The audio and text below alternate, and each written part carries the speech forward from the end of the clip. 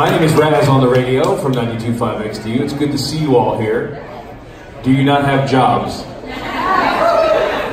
Is there no school today? Next week is school. Only the little kids went back, right? Because they wouldn't be here drinking beer. Maybe they would. It is South Philadelphia, isn't it? All right, listen, thank you to the Penrose family for having us here at Tall Man Joe's today. We really appreciate you opening up for us and having some fun. We have two great musical performances, and we're going to get started here in just about a minute. But I want to acknowledge some folks that are here. It's your birthday today. Happy birthday. I see your little sign. Thank you. What time did you get here? You're right here in front. Like 8 o'clock this morning? 11:15. All right, that's great. And where's Aletta? Aletta's birthday today. She's somewhere up there. Aletta, happy birthday. Happy birthday. And ladies and gentlemen, this radio station, 92.5 XTU, has been in this Philadelphia city since 1984, 35 years, bringing you the best in country music. And we'd like to share our friends with you and our relationships that go deep into Nashville, and I'd like to introduce you to my friend, Hunter Hayes.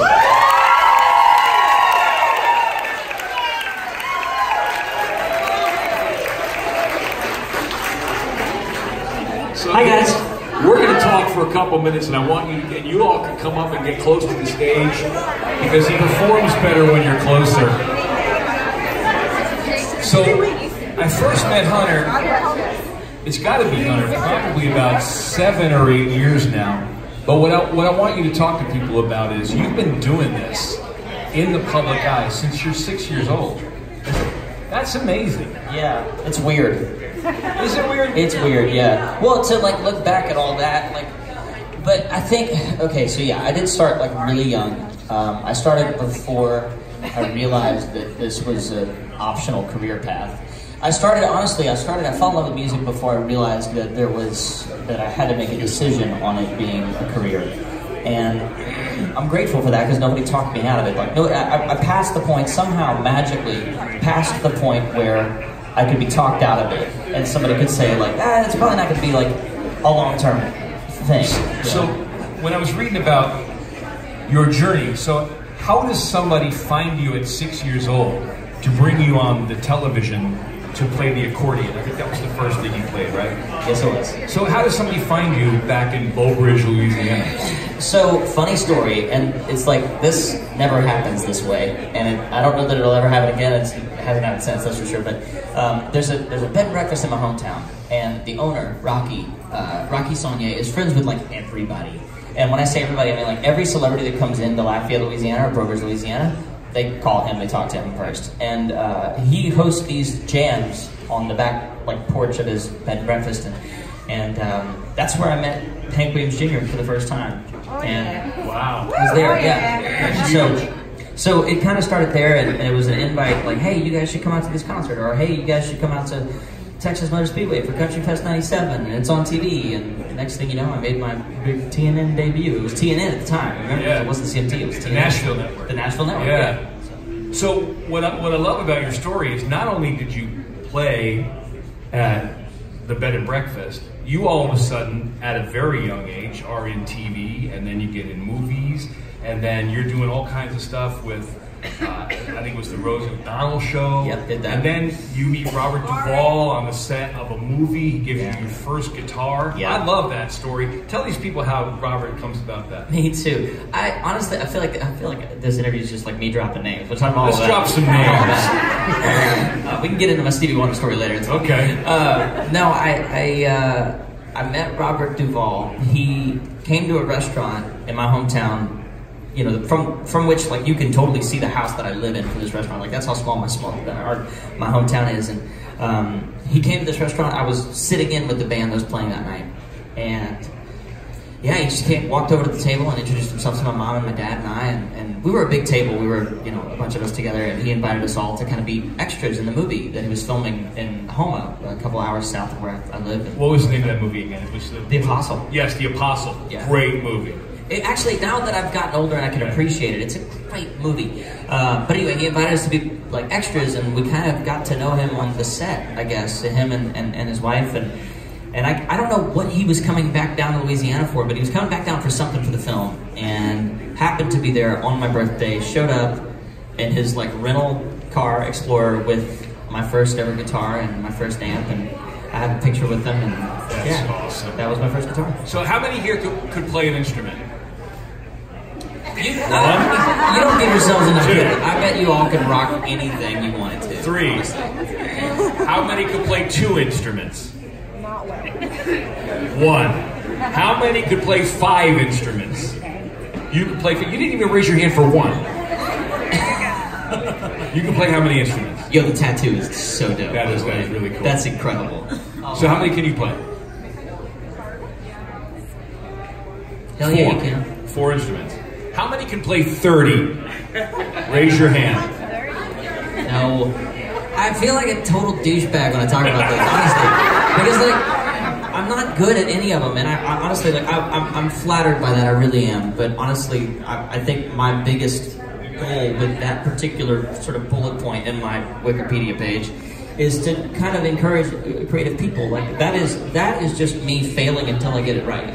I'm not great with any of those. Failed at 29? Huh? Yeah. Well, that's the thing. Like, I record, and I can record endless. There's endless tape, right? We're in the digital age, right? So I can play for hours. I can suck at something for days, and then finally get 3 minutes of gold, and I'm like, yep, that's all the world needs to hear. So that's kind of where I started. So let's talk about gold. Okay. Can I give some stats? And I know you're not a stats guy, but I want you to listen to his accomplishments for such a young age, right?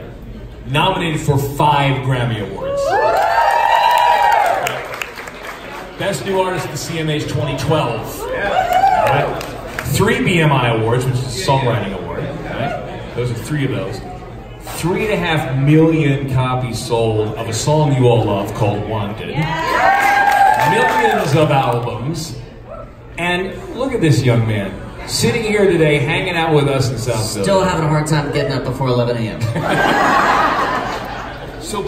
And one of the quotes I read that recently said that you're not basing your life or your career on stats. Explain that a little bit. It depends on the day. Okay, all right. Depends on the room I'm in. No, I don't know. I think so Wild Blue Part 1, which just came out last week. Yep. Thank you, my biggest thing for that was not to draw expectations. That is part 1 of a very important series for me. And it's only part 1. And what I mean by only part 1 is it's only the beginning. It's the beginning of a new way of working for me. And I think it was really important for me, if I was going to work that way, which to explain, Wild Blue Part 1 came about when I said, what if I made a record that no one was ever going to hear? And all of a sudden I started being more honest with myself, I started being more honest with the world. We got Wild Blue the song. In order, January 11th I wrote Wild Blue the song. I think maybe the 12th or 13th I wrote One Shot. And then like 3 days later I wrote My Song 2. So a lot of the honesty came from removing the filters, and I think the best thing that I can do for myself emotionally is not put any pressure on this album. I'm gonna put pressure on songs and maybe part 2, but at least for this album and the creation of part 2, because we're well on our way through it, but we're not done yet, and I don't want to put any eyes on it. I kind of just want to disappear with it and finish it with the same sort of mentality that I started Wild Blue Part 1 with. I heard that at any given time you could access 50, 60 songs in your collection? Hundreds. 100? You rotate that many songs in your mind? Well, no. I mean, I just started working in a different way. I used to think that I had to start a song and finish it in a day, and that's bullshit. So I went from that to writing fragments of songs when they happen. And it's amazing what has happened now that I've done that. Like, One Shot happened because I had a piano piece and a title and a fragment of a lyric, and all these things started happening because I was okay with just having creative spurts versus like I have to finish everything all at once. And because of that, honestly, part 2 has just like become this totally different animal because I've allowed that part of the process to happen. Does that make sense?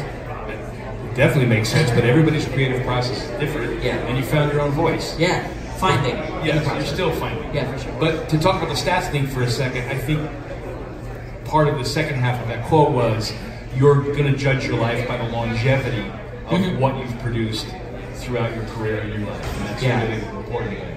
Yeah, which is strikingly contrasting to the way that a lot of the business works nowadays, because they want the instant song, the flash in the pan, the thing, and for me it's like, I want to see you guys in 30 years at a concert still singing the same music that we're going to sing today. That's the dream. I'll be there. Yeah, that's awesome. But you know, it's so funny, like you can't go to your record label and go, well, you know, we may not have a hit on this one, but I'm going to be around for a really long time. They'll be like, you might want to check that. By the grace of God, I have a label that gets it and supports it. So that's awesome. Thank you. All right, so tell your Stevie Wonder story, and then we'll play some music. I actually didn't have a Stevie Wonder story. I mean, I do. But you played with him, though. I did. Yeah, I did. There was that happened.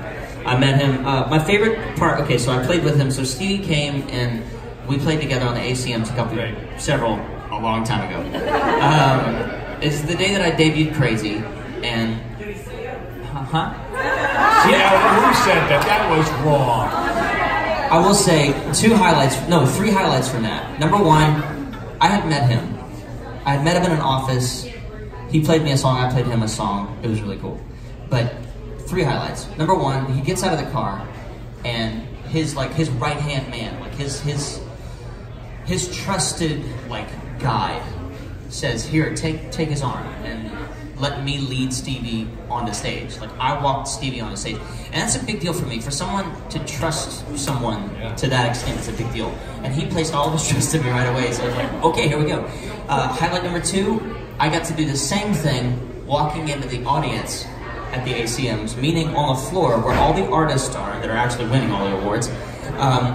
Where everybody is, where the business is, I got to walk in front of them escorting my buddy Stevie Wonder. He's like hanging out. But the absolute highlight was at the end of it. I had said goodbye. I kind of assumed that, you know, that I didn't want to bother him. He was getting bombarded by this point. This was after the award show. My mom and dad went in to say goodbye, and he pulled me in, and he stood up, and he said, can I pray over you guys? And he prayed over me and mom and dad on my way out, and that was like, I was levitating. And then you could play the piano. And then I learned how to play the clarinet. It was amazing. That is awesome.